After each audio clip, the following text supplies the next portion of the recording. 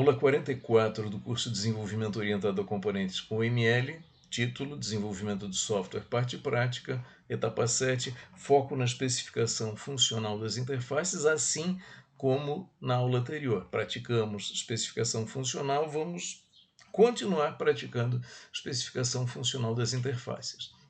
Muito bem, então estamos na última subetapa, especificação funcional, cujo foco principal é descrever cada operação requerida e fornecida, algoritmo dessas operações sob a ótica de um observador externo.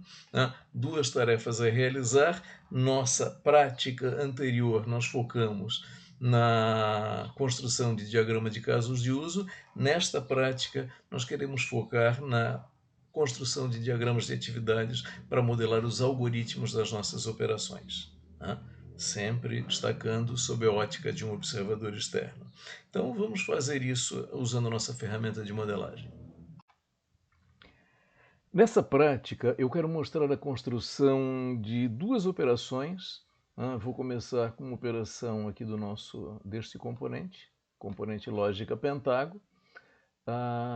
Vai ser a operação girar quadrante, aqui está, operação fornecida por esse componente. Inclusive eu já criei aqui o diagrama de atividades vazio para tratarmos esta operação. Então, operação girar quadrante deste componente. Bom, como eu falei, nessa prática eu quero tratar a modelagem de dois exemplos, começando com este exemplo, e essencialmente eu vou modelar duas operações fornecidas. Não vou tratar nesta prática as interfaces fornecidas, as operações fornecidas, porque nós sabemos naquela ótica de fornecida de um lado, requerida do outro. Então, o que nós definirmos aqui como operações fornecidas e todas as demais, para definir as requeridas, basicamente a parte da importação, fora aquilo que não estiver definido, que é o caso do artefato reusado, isso trata-se por fora, mas como aqui o foco é modelagem de algoritmo, não vou entrar nesse mérito, isso é tranquilo de se tratar, digamos assim. Então, vamos a esta operação. Então, a operação girar quadrante do nosso componente lógica pentágono. Aqui está girar quadrante. Bom, para produzir o diagrama de atividades, aqui está vazio, nós precisamos, onde nós vamos buscar informação? Bom, primeiro nós vamos buscar na especificação do programa. Então, eu já tenho aqui o diagrama de sequência do caso de uso girar quadrante, e eu também já deixei carregado aqui o diagrama de atividades do caso de uso girar quadrante. Então dá uma olhada, girar quadrante, o caso de uso girar quadrante, a operação girar quadrante está tratada aqui. Aí uma pergunta pertinente é, puxa, em que outros casos de uso eu vou olhar a operação girar quadrante? E nesse exemplo específico, em nenhum outro. Aliás, uma das razões por que eu escolhi esse primeiro exemplo é esse. Quer dizer, esta é uma operação que ocorre num único caso de uso. Então, todas as informações que eu preciso, eu vou ter que tirar do escopo da descrição do caso de uso. E eu tenho isto aqui no diagrama de sequência, e o que eu vejo? Olha, quando a operação girar quadrante for executada, como consequência dela, o nosso componente lógica pentágono fará a invocação de dessas duas operações requeridas. Ou ele vai invocar notificar, ou ele vai invocar exibir estado, ambas do componente interface usuário. Bom, isso é apenas o que nós conseguimos obter do diagrama de sequência. Será que no diagrama de atividades que nós produzimos antes de produzir esse diagrama de sequência, nós conseguimos alguma informação útil? Então vamos lá olhar o diagrama de atividades desse caso de uso. Bom, então isso aqui, essa parte destacada, é o que? É a invocação da operação girar quadrante. E aí, o que é essa operação girar quadrante? Olha, no primeiro momento, o nosso componente lógica pentágono, ele vai fazer o que? Ele verifica se tem partida em andamento. Se não tiver, ele faz uma notificação. Verifica se é o turno do jogador, se é a vez do jogador. Se não for, ele faz uma invocação. avalia se há uma jogada em andamento. Jogada em andamento por quê? Porque é a condição para eu poder girar quadrante. Se não houver uma jogada em andamento, ele notifica que deve ser colocada uma pedra e não ser girado o quadrante. E se finalmente todas essas condições forem satisfeitas, ele vai efetuar o giro do quadrante e vai solicitar ao componente interface usuário a exibição do estado da partida. Muito bem. Observa que esses detalhes da operação interna do componente que estamos tratando, o componente lógica pentágono, isso não aparece no diagrama de sequência, até porque não interessa. Então, essas três notificações aqui que aparecem, nós tratamos apenas como uma invocação da operação notificar. Cadê? Aqui está a operação notificar, sem maiores detalhes. Bom, mas agora nós queremos descrever o algoritmo externamente visível. E convenhamos, o comportamento externamente visível é visível externamente a diferenciação dessas três situações de notificação. Então, precisamos colocar no algoritmo essas avaliações que aqui estão, e as notificações diferentes. E nesta situação, no caso de uso principal, no caso, onde o giro do quadrante efetivamente ocorre, esse procedimento, a exibição do estado do jogo. Então, aqui, a operação notificar será invocada 3 vezes, e aqui o exibir estado, ok, ao final apenas uma vez, caso o giro do quadrante efetivamente aconteça. Puxa, olha só, temos então informação vinda daqui e temos a informação vinda daqui. Então, precisamos invocar essas operações requeridas quando da execução da operação giro quadrante e precisamos tratar essas avaliações de condição que estão colocadas aqui no diagrama de atividades. Muito bem, então vamos levar estas informações aqui para o diagrama de atividades do nosso componente. Aqui está o diagrama de sequência da operação girar quadrante.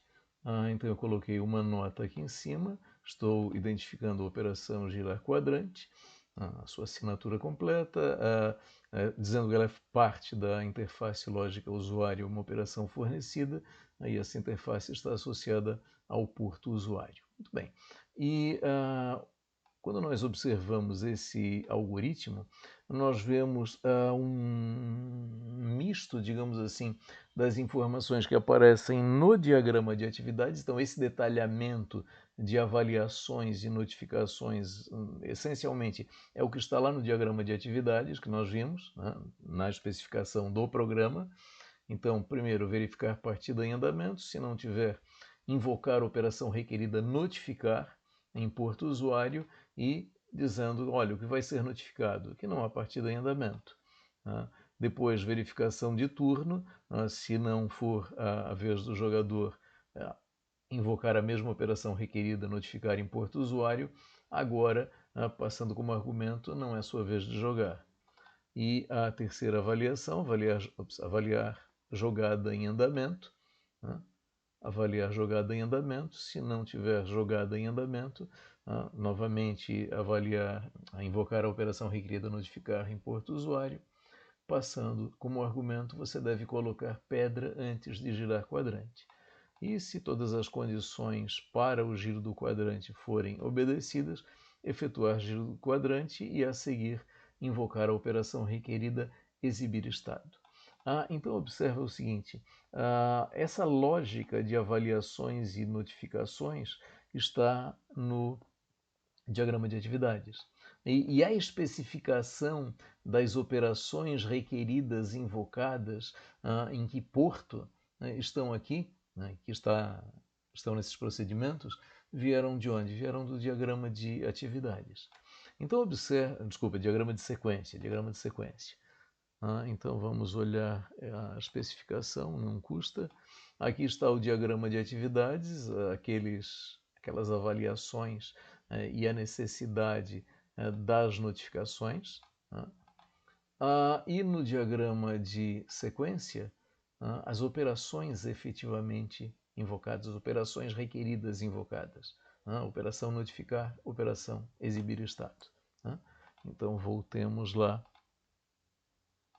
Aí está então o algoritmo externamente perceptível da operação girar quadrante do nosso componente lógica pentágono. Agora observa, quando eu falo, olha, comportamento externamente perceptível, vamos entender isso aqui. Ó.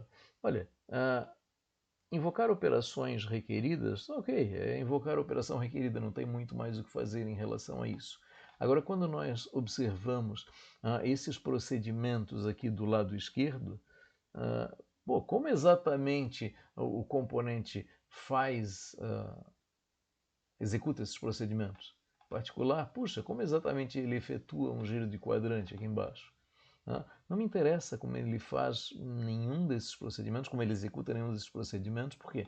Porque isso é questão interna do componente. Isso é projeto do componente que não interessa quando nós estamos modelando não o componente, mas a interface do componente. Então este algoritmo é adequado e é suficiente para descrever a operação girar quadrante sob a ótica de um observador externo, que é o que nós queremos na especificação da interface. Ok, então encerramos este primeiro exemplo, vamos partir agora para o segundo exemplo. O segundo exemplo de operação que eu quero tratar é deste componente, componente interface usuário. Eu quero tratar esta operação exibir estado, é uma operação fornecida por esse componente, definida na interface usuário lógica. Então já criei aqui o diagrama de atividade vazio, então a operação exibir estado, a interface usuário lógica que é fornecida, invocada no porto lógica. Muito bem, vamos ao procedimento idêntico. Vamos olhar diagramas de sequência, diagramas de atividades. Bom, então carregando a modelagem do programa, a especificação do programa orientado a componentes, aí está o diagrama de visão geral de interação. Eu já marquei em cinza os 5 casos de uso em que a operação exibir estado é invocada. Muito bem, então vamos olhar cada um deles, começando aqui no colocar pedra, aqui está exibir estado, então invocada do nosso componente interface usuário. E o que acontece? Olha, depois de exibir estado, ele invoca o enviar jogada. No girar quadrante, o comportamento é o mesmo. Depois de exibir estado, ele invoca enviar jogada. No receber jogada, depois de exibir estado, nada acontece. No receber determinação de início também é invocado exibir estado e mais nada acontece. Aí, finalmente, o receber determinação de encerramento de partida também, após, como consequência de exibir estado, nada acontece em termos de invocação de operações requeridas.